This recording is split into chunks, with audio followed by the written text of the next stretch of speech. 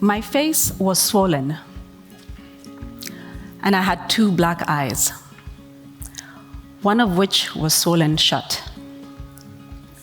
I had a bald spot on my head where my braids had been plucked out,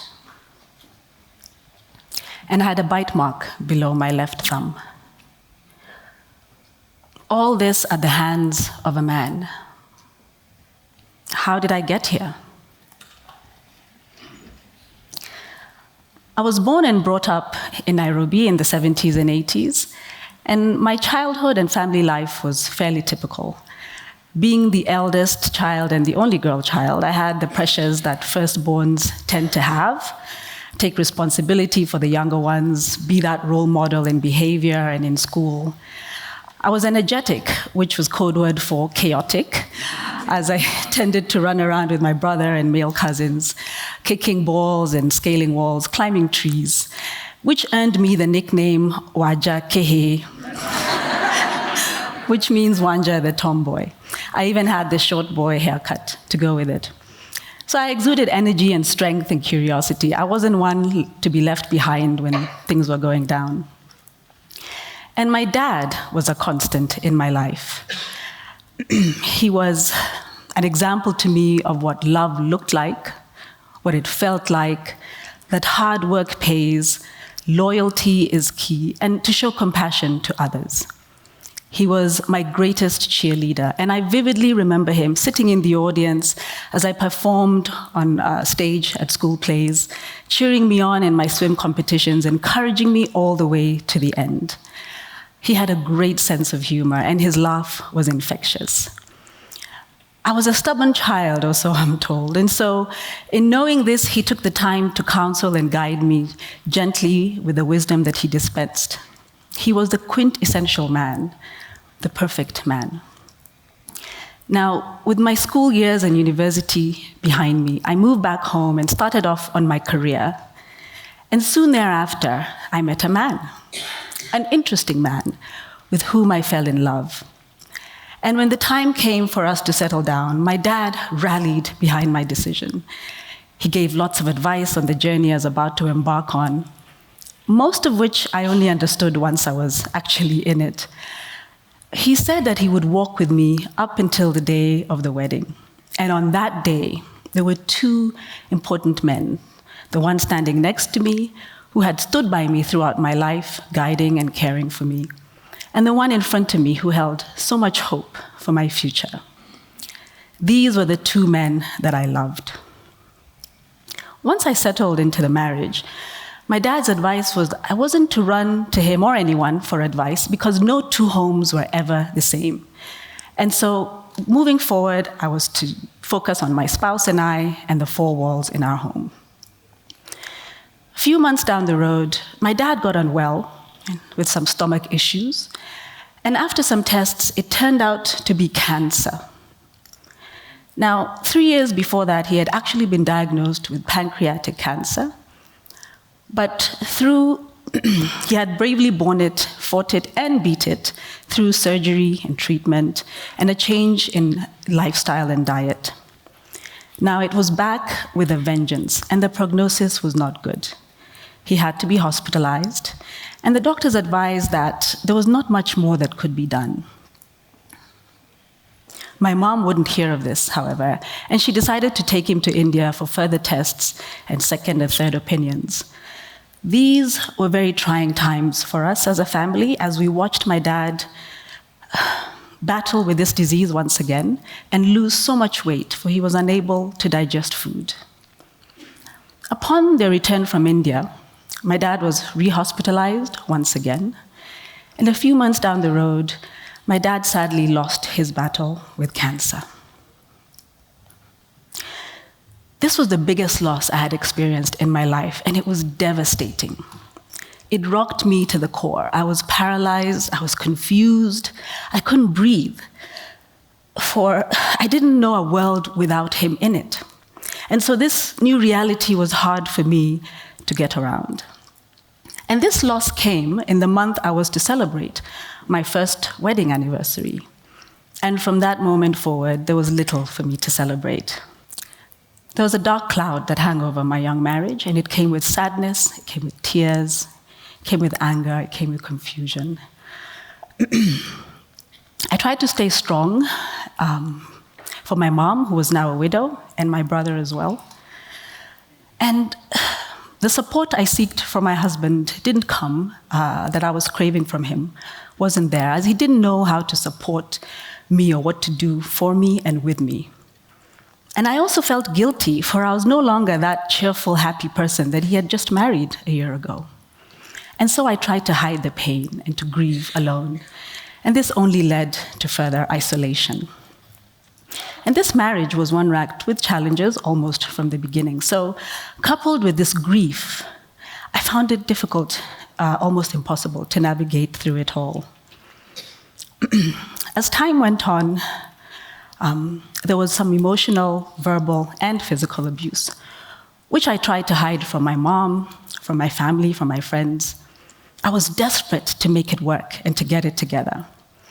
I went to seek counseling for both the marriage and the grief. But the day-to-day experiences and anxiety of living in my home and the fear were paralyzing.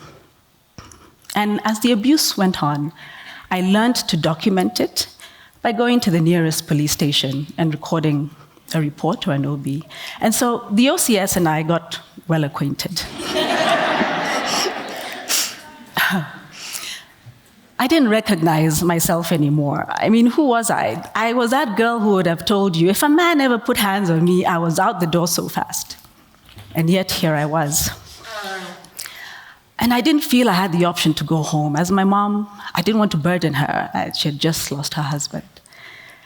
Anyway, on one particular nasty altercation, I went to make the usual report at the police station.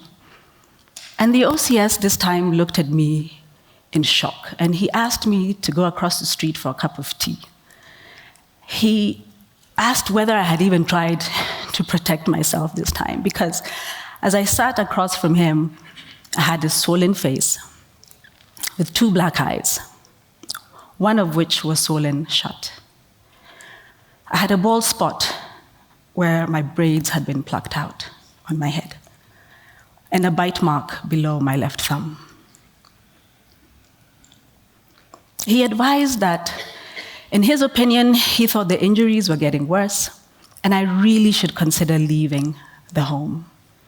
Of course, I had considered this in the past. I had battled with it. When, where, how, where was I going? Does that mean I was a failure?